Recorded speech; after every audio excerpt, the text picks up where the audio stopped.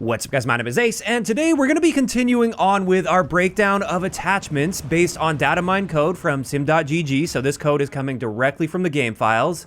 And today we're going to be focusing on the suppressor attachments. Now I've already covered all of the other muzzles and how they impact recoil in a different video, and that was already a super information-packed video, so I just didn't have space for suppressors in there. So today we're going to be ranking the suppressors based on how they impact our aim down sight time, our damage range, our bullet velocity, as well as our recoil, because those are the primary stats that they're going to have an impact on.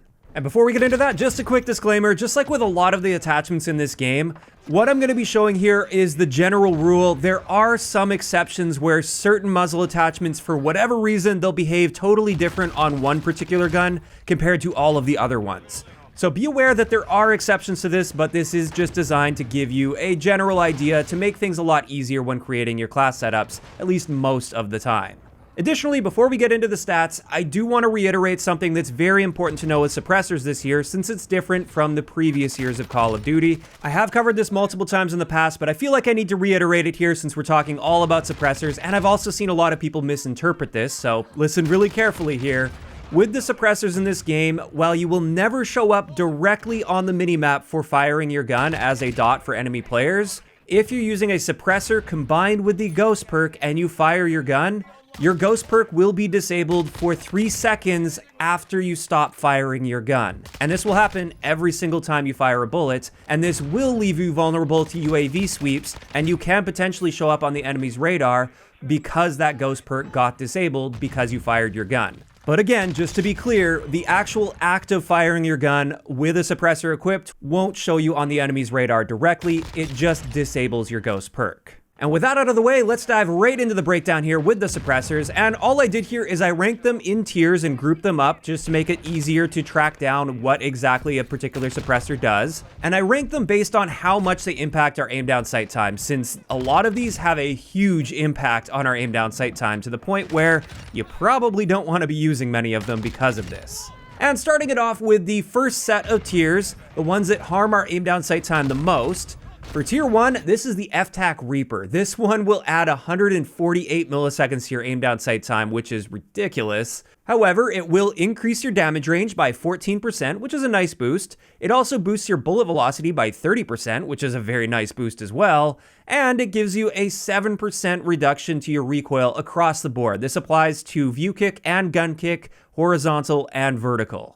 So definitely some nice benefits there, but I wouldn't say it's generally worth adding 148 milliseconds to your aim down sight time. Some guns will literally kill you in that amount of time. But next in tier 2, we have the X10 Black Kite, which hurts our aim down sight time by 114 milliseconds. That's still a lot of time added to that.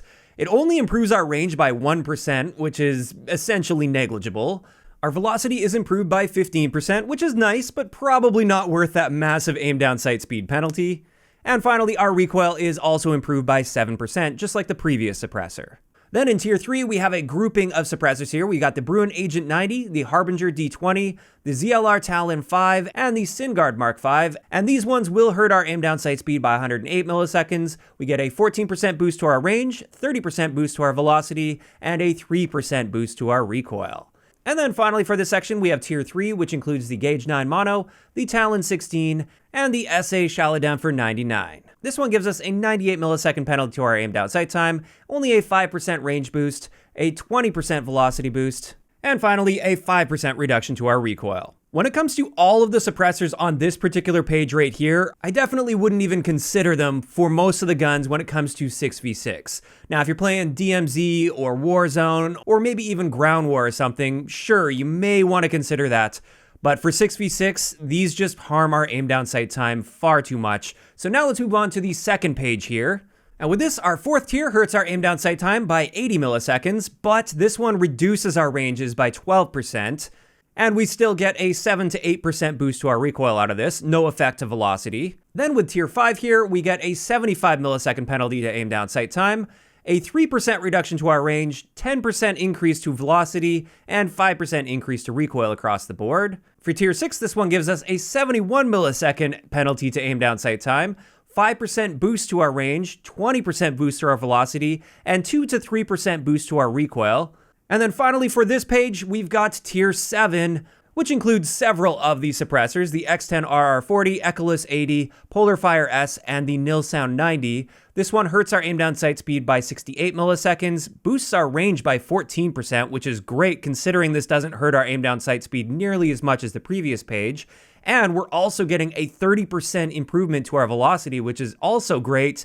The only downside here is it doesn't help with our recoil at all. But honestly, if I'm looking to boost my range and velocity as much as possible with a suppressor, I'm most likely going to go with one of these attachments because, like I said, they just don't hurt our aim down sight speed nearly as much as the tier 1 or tier 2 attachments that we saw in the previous page. And I don't think that extra aim down sight time is really worth it for a little bit of extra recoil control.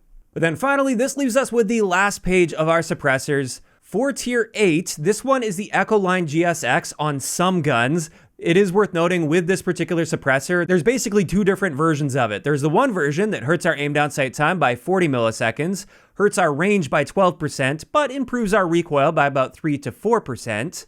Whereas the other version of this falls in tier 10 here, where the only thing that happens is we get a 12% reduction to our range, doesn't affect our handling or our recoil or velocity at all. You can tell which one of these two it is just by looking at the stated pros and cons on it. So if it says that it hurts our aim down sight time, then it's going to be that one in tier 8, where if it doesn't say that it hurts our aim down sight time, then it's going to be the one in tier 10. So a little bit confusing there, but you can see for tier 9, we haven't touched on that yet. This one includes the FSS Covert 5, the Husher 65 silencer, and the FTAC Dreadnought suppressor. These ones hurt our aim down sight time by only 34 milliseconds, which isn't that bad. However, we only get a 1% boost to our range and a 15% boost to our velocity. And then, like I already touched on, with tier 10, these ones don't hurt our aim down sight time at all. However, they will be hurting our range by 12%. For 6v6, these are often really good options if you're just really set on using a suppressor, or maybe you need to use a suppressor for a camo challenge, for instance. These are often the ones I'll go toward because I just don't like sacrificing aim down sight time much in this game, especially considering the fact that a lot of the other attachments you're likely putting on your gun are probably going to be hurting your aim down sight time. And with that, I know many of you guys like having all of the data presented in one screen so you guys can screenshot that and just use it as a quick reference. So I decided to throw this together for you guys so you can have all the information presented in one screen. And this is where I'm going to do something I don't normally do. If you guys like it when I present the data in this way so you can just screenshot it and easily reference it later, I'd really appreciate if you could just give a like on the video, and if you haven't subscribed yet, that would be greatly appreciated as well. I don't normally ask for this, but with these types of videos, this actually kind of hurts my video in the algorithm and the ranking if I show you guys all the information in one screen, because then there's a lower chance that when other people see this screenshot, they'll actually come watch the full video. But at the same time, I like helping the community out. I like giving you guys these quick references. So I think it's a pretty fair trade. If you guys use this, I'd appreciate a like. That's pretty much it. And with that, that is going to wrap it up for this video on the suppressors in this game. And when it comes to my thoughts on the suppressors, unfortunately, when you look at everything involved, these seem to be the weakest suppressors we've ever had in a Call of Duty game. And obviously, the first big reason for this is firing with a suppressor while using the Ghost perk kind of defeats the entire purpose of using that combination, and it doesn't allow you to be fully stealthy. Firing your gun is still punished while using a suppressor.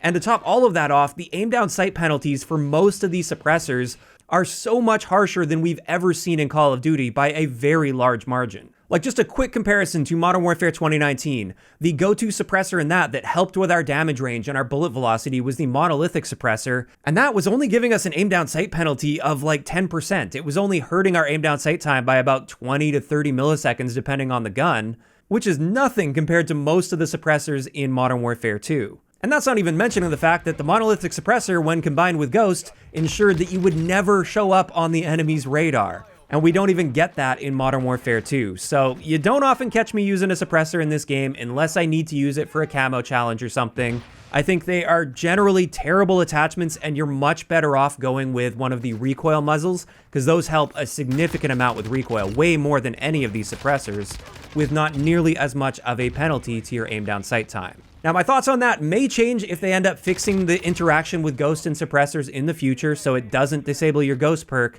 but until then, you probably won't catch me using any suppressors at all.